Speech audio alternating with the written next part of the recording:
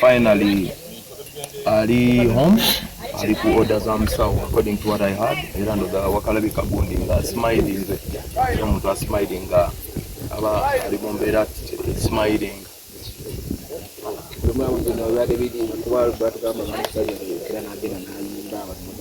No gwemanyi surgery yali Humphrey surgery muganda just cha mistaken ngibwa era nalaba ifananyi ku social media nga biyitingana nga biri confused nenga no ajja kuba bulungi. Anti kati omusawo kati nze ngeri gisiri musawo yamuwa doctors orders kati ezo orders yazimanyi n'omusawo engeri emessage y'eddwaliro gye ba confidential so kitegeeza yaba alina okutotolera ekikwatagana ku orders kizebamuwa.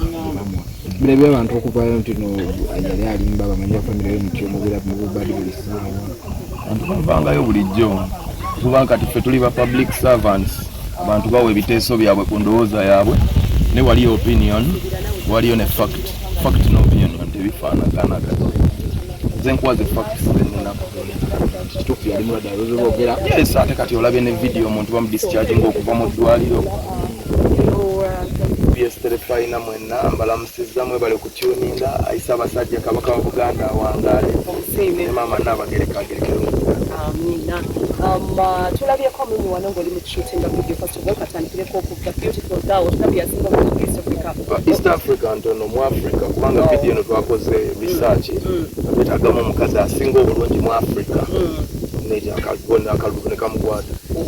Wow. Ne abakibera nnyo omukyala we batasase kubanga tuteeka mu video ensi temukugireko abaana nga bayine batwala kibala batwala twasonsodde balekose bonna ne tubeetegereza ne tulaba nga wano yasaanawo so it's just a music video oluyimba yalwagadde ne lumunyumira n'alusiima takiŋŋambangako kati gwe mulungi gwe yasoose okuŋŋamba nti ayagala kubeera mu video ya luyimba lwange era n'alonda luno mubitona ate kati neŋŋamba ate kati yasinga obulungi mu Africa kati nkyanoonya ki nenga akamuteekemu. Yes. Okay, kati munnange okuwa Pallaso post yakwata yaleeta abantu okuva mu nsonda z'ensi how did you feel about it? Abantu okulaga omukwano omuntu omukwano mazima ddala sina ngeri gye nnyinza kubeebaza biseera tebyali byangu naye abantu music bamwagala abantu bamanyi abantu nze mbadde n'abantu nkuze n'abantu abantu bamanyi ng'omwana bamanyi nga taata bamanyi nga mukwano gwabwe so abantu ku mukwano gubanda gogo sina bwe nyiza kinyala kubanga omuntu tolina maanyi gasobola dde okuyingiza ejjanzi mu kifo kino naye abantu bajja ne bajja mu bungi ne bandaga omukwano mungi ne mbawo ekyasinga ne bampaate ne bibuyaggwa era ne bagamba atimbidde bulungi wategese bulungi twanyumirwa so mbeeyo yanza nnyo mwenna okuva gye mwava mwenna okujja okubeera ku team Pallaso mukuliko eyo mu Love Fest mikwano gyange. Okay, because the Pallaso tumanyi ng'omu ku bantu actually abadde bakyasinze empisa mu industry but of course buli muntu asobya. Are you still holding grudges with Alien King oba wamusonyiwa ng'omwana omuto? Nze nakola kye nalina okukola ekyo twakivaako kati tuli kuyegwa video shoot tugenda mu maaso nze kale paati yange nagikola so ebisigadde bya Katonda kati tuli ku ndongo. Okay, omuntu ali live ku kawuge mu kwesisi yandagadde okumanya embeera ya mukulu ali atya Kyategeka million twakoma mu lwadde nga ali Toronto ayimba so twaki kyoyinza gamba abantu kubulamu bwe? Obulamu bwe mwamulabye video ng'omusawo amudischarginga kuva mu ddwaliro n'amuwa n'ebiragiro byalina okugoberera nange nayogeddeko naye nga smilinga era ng'ali mu mbeera nga gye mwalabye smilinga so kirungi mwebale sala zammwe zonna legend ali okay era mwamulabye nga performinga ne Toronto ku Afro Fest. Yes, so congratulations era tube bagumu bannange tukyagendera ddala mu maaso. Okay, Daddy Mayanja Simusanyufu yagamba abantu babawalana. How true is it? Kituufu abantu babawalana lwaki babawalana mwenga bamayanja? Ekumi teryagala omu, ekumi terisiimu toyinza kubeera mulungi omwo ne mu luzungu bakavunula ne bagamba one man's meat is another man's poison. So ate bagamba bwoba oyagala okulemererwa gezaako okusanyusa buli omu. The key to failure is trying to please everybody. You can't please everybody. So nze ndowooza ekisinga obukulu okufa nnyo kwabo abatwagala abo abajja mbivulu abo abagula music abo abatuwa streams. I think that's the main part. So ate awo nga nabo omulimu gwabwe bagukoze bulungi kuba embeera mugiraba embeera eraga nti tulina abawagizi abawagizi abo embeera gye batusaamu mugiraba era eraga nti weebali. Okay, of course, Babawala, always everything that you guys out of the family, we are talking about just lwakuba nti ffe tuli mu kamera mayanja family nti oyo gwongo naye bantu babawalanye bantu bawalana Yesu bantu bawalana abantu so empala naye eva ekyabuntu omuntu oli bw'abanga alina kyakola ekirungi nga abantu mbeera ebaamu ey'obujja just obujja obuhandolinze otyo naye nga buli omu awalanwa teri muntu ali awo nga buli omu amwagala.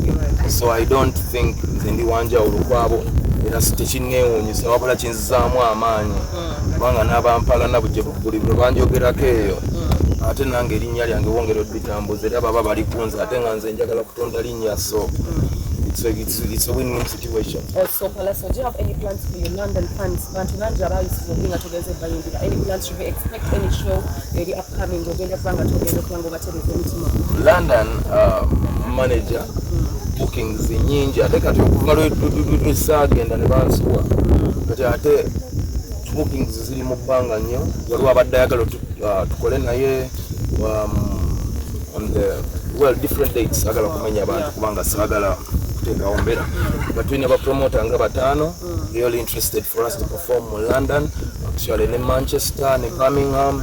So we are still negotiating. But when the right time comes, we'll china time yacho. Never fun banga be London. Time entufu enatuuka Pallaso time mujimanye etuuka. Ejatuuka and it's Pallaso time. We will be there and we will represent. So twalabye kosho ya Muganda wite mkwano gwo Clever Jack was watugamba mbaba Luganda, which is right. Simuli muntu nti goina ko Luganda mubeera so close. Should we expect you kosho ya Clever Jack? Waba kuise. Ne baba tampise. Ndi fani we. So when inshallah when aba nina obudde nga nange ndi available I will come through. Inshallah. Nobulamu nga weebuli tusabe Katonda. Okay. Tulabyeko omukyala Mimi nga wali wano mu kifaso bira beti tunaye tumulonyeko atubulire kawi tubawa date entuufu lwenaabeefuluma. So mubeere nga mwetegese kubanga oluyimba video tumaze ogishootinga oluyimba olwedde lwagoinze #1 on different charts. So let's hope it goes up and higher from there by your love. Album yonna Binyoma ali ku album, Bega remix eri ku album, Yegwe eri ku album, Wenze ne Blues Melody eri ku album, Wimbola ne Ketchup eri ku album. So there's a video ezakashutingibwa kusafu. Nenga kuliko nyimba endala nyingi zetujibonga. No more album until videos as well there. Asimanyi nze ndi musician nejjo nasuze mu studio. Okay. Nze nsula mu studio leero nsibeera ku set nsula mu studio nzira mu studio.